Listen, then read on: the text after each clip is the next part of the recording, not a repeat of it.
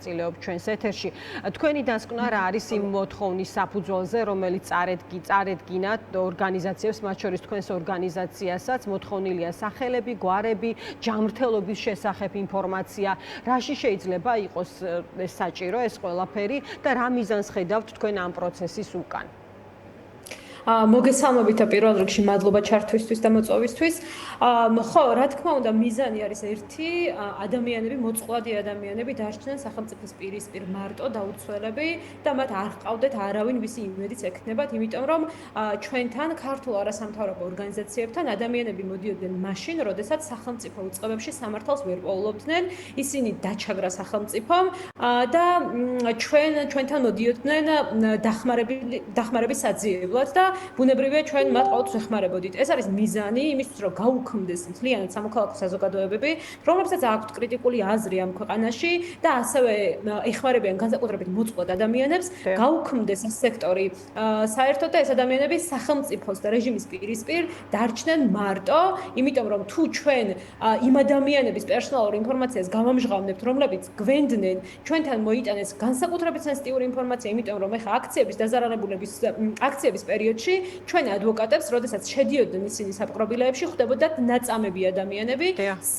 სისხლიანი ადამიანები, დასახიჩრებული ადამიანები. შესაბამისად, ეს ინფორმაცია არის განსაკუთრებით სენსიტიური ადამიანის შესახებ. გარდა ამისა, აქ საუბარი არის ისეთ არასამთავრობო ორგანიზაციებზე, რომლებიც ეხმარებიან ძალადობა გამოვლილ ქალებს, ეხმარებიან ბავშვებს, ასე შემდეგ და ასე შემდეგ და ბუნებრივია ეს ინფორმაცია იმ სახელმწიფოს ხელში არ უნდა ჩაუვარდეს, ვისაც გამოექცა ეს ადამიანი სინამდვილეში და სახელმწიფო ჩვენ გვთხოვს, რომ ეს ინფორმაცია ჩვენი ხელით გადავცეთ, რასაც ბუნებრივია, რომ არ ვაპირებთ, ვუღალატოთ ჩვენ ამ ნდობას, რომელიც წლების მანძილზე ვაშენეთ და ამ ადამიანებს გაუჩნდეთ ჩვენს მიმართ ნდობა. რატომ არის ეს ინფორმაცია მნიშვნელოვანი? თამთა თუ შეგიძლია ამას რო გავუსვათ ხაზი, იმიტომ რომ ჩვენ გვახსოვს, როდესაც იყო ეს რუსულ კანონთან დაკავშირებული პერიპეტია და შემდეგ იქ დაემატა ჩანაწერი, ხო, მათ შორის პერსონალური ინფორმაციასთან დაკავშირებით, ამან ძალიან დიდი ვნებათა ღელვა გამოიწვია თავის დროზე.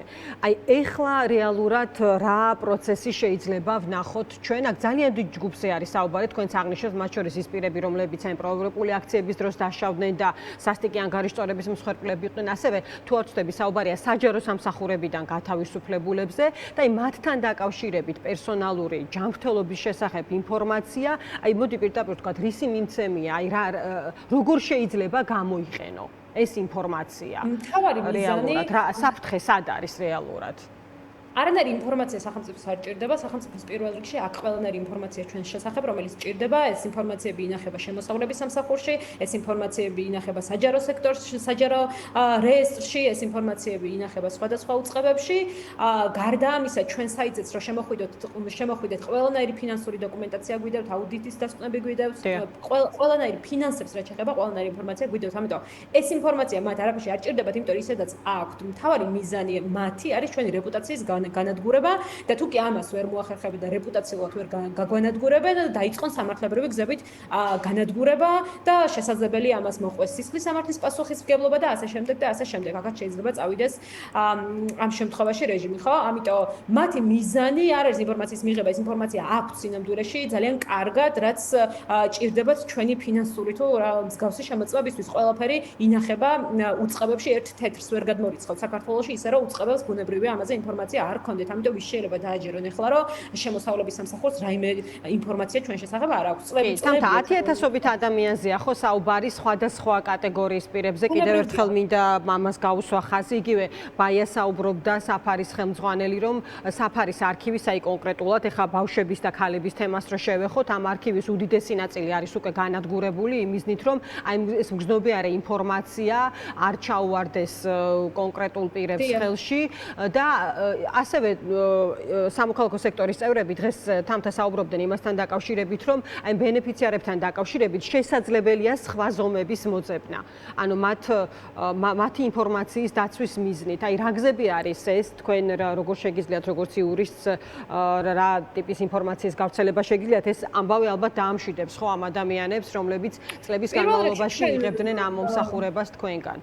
ჩვენ ბრიფინგზე როგორც განვაცხადეთ არის ის რომ ჩვენ არ ვუღალატებთ ამ ადამიანების ნდობას, ამიტომ ჩვენ არ გადავცემთ ამ ინფორმაციას და კი პირველი კითხვა რაც შეეხებოდა თქვენი კითხვა რაც იყო საქმე ეხება განსაკუთრებით თქვა საფარის შემთხვევაში ძალადობა გამოვლილ ქალებს, ბავშვებს ძალიან სენსიტიური ინფორმაციას და რაში ჭირდებათ ეს არ ვიცით სახელმწიფო ამას რაში გამოიყენებს, რა მიზნით გამოიყენებს, ყოველ შემთხვევაში ამ ინფორმაციის ქონა ანუ ის ფაქტი რომ მათ შესახებ მსხვერპლების შესახებ ინფორმაცია ქონდა სახელმწიფოს, ეს მიზანი მსხვერპლებს არ ქონდათ, სხვა შემთხვევაში მიაკითხავდნენ სახელმწიფო უწყებებს, რადგან მოგვაკითხეს ჩვენ და გვეუბნებიან, რომ ისინი არიან სახელმწიფოსგან დაზარალებულები სინამდვილეში და სახელმწიფო უწყებებს არ ენდობიან, შესაბამისად ბუნებრივია ამ ადამიანებს არ სურთ მათ შესახებ ინფორმაცია ჩაუვარდეს სახელმწიფოს, იმიტომ რომ აქ არის უზღვავ ინფორმაციაზე საუბარი, აქ არ არის რაღაცა ერთ და ორ პერსონალურ ინფორმაციაზე, აქ არის საუბარი უზღვავ ინფორმაციაზე, გარდა ამისა, როგორ იქნება ეს ინფორმაცია დაცული სახელმწიფო უწყებებში, ვის ჩაუვარდება ხელში,